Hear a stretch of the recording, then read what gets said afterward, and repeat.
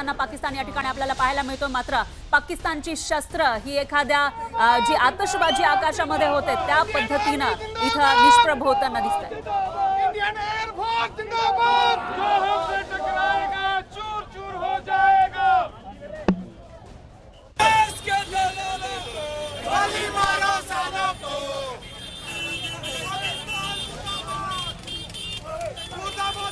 आणि लोकभावना सुद्धा तीव्र आहेत, कारण पाकिस्तान काय करतोय, पाकिस्तान कसा त्रास देतोय आणि दहशतवादाला जमीन कशी उपलब्ध करून देतोय हे भारतातल्या प्रत्येक नागरिकाला माहिती आहे। पहलगामचा हल्ला, जिथे धर्म विचारून मारलं गेलं, फक्त पुरुषांना मारलं गेलं, तो हल्ला, ती दृश्य, तो आक्रोश भारत अजूनही विसरलेला नाही। आणि म्हणून जेव्हा IPL मॅच एक प्रकारे थांबवली गेली तेव्हा IPL मॅचच्या परिसरातनं लोक स्टेडियममधनं बाहेर येत होते।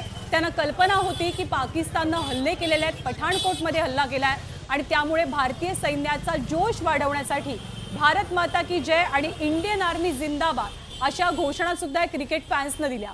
हेच क्रिकेट फॅन दरवेळेला जेव्हा मॅच बघण्यासाठी येतात, स्टेडियमच्या बाहेर असतात, तेव्हा त्यांच्या तोंडातनं जय जयकार होत असतो, तो एखाद्या टीमचा, एखाद्या क्रिकेट प्लेअरचा।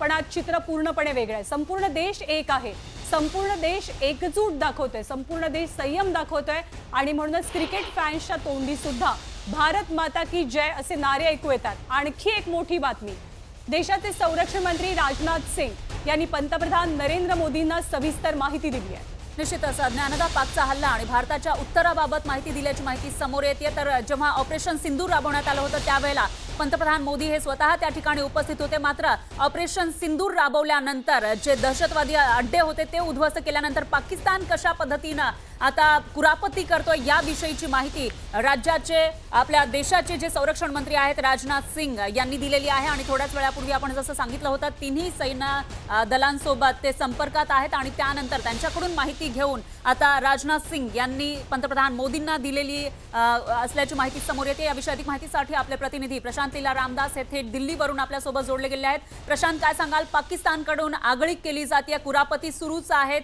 आपणही जोरदार प्रत्युत्तर देतोय, मात्र त्याचबरोबर दिल्लीमध्ये सुद्धा हालचालींना वेग आल्याचं दिसतंय। बरोबर, राजधानी दिल्लीमध्ये हालचालींना वेग आलेला आहे। केंद्रीय संरक्षण मंत्री राजनाथ सिंग हे सतत चीफ ऑफ डिफेन्स स्टाफ आणि तिन्ही सेना दलाच्या प्रमुखांसोबत त्यांची चर्चा सुरू आहे।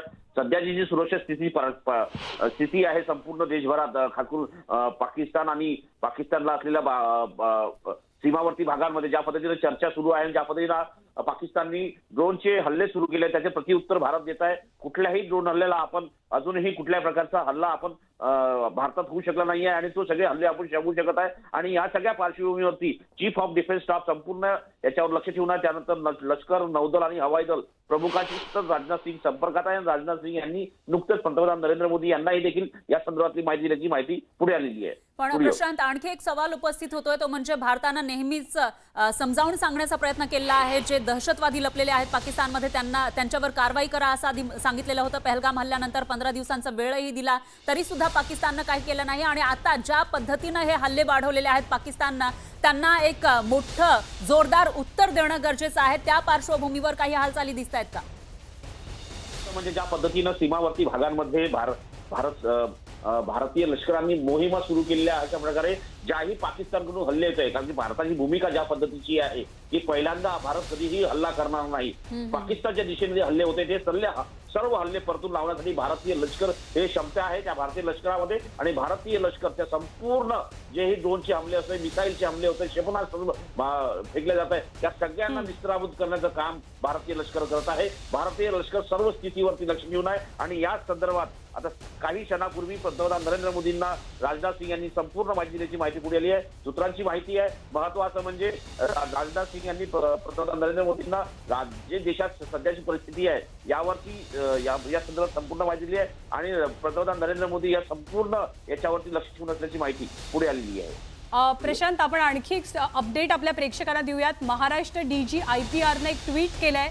या ट्विटच्या माध्यमातून त्यांनी लोकांना सतर्कतेचं आवाहन केलं। आपल्या ट्विटमध्ये महाराष्ट्र DG IPR काय म्हणतंय की पाकिस्तानी समाज माध्यमांच्या माध्यमातून चुकीची माहिती पसरवण्याची एक सुनियोजित मोहीम राबवली जाते, त्याला बळी पडू नका।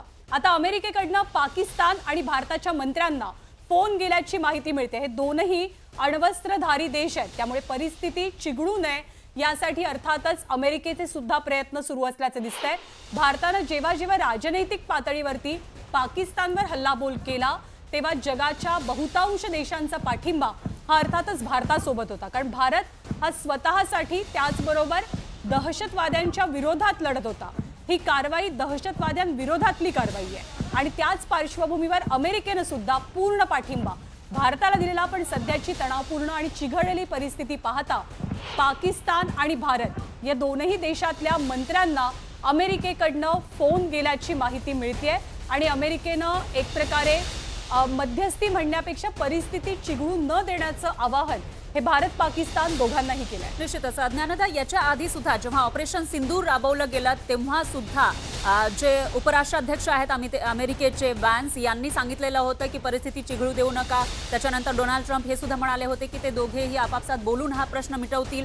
पण पाकिस्तान हा ऐकायला तयार नाही असं दिसतंय. पाकिस्तानकडून वारंवार शस्त्रसंधीचं उल्लंघन केलं जात आहे. आता तर ड्रोन हल्ले केले जात आहेत, मिसाईल डागण्याचाही प्रयत्न केला आहे. मात्र भारत सज्ज आहे. भारतानं आतापर्यंत त्या पद्धतीनं हल्ला केलेला नाहीये, नाहीतर आतापर्यंत पाकिस्तानला आणखी एक मोठा धडा मिळाला असता. पण भारत फक्त ज्या पद्धतीनं फटाके फुटतात त्या पद्धतीनं प्रत्युत्तर देताना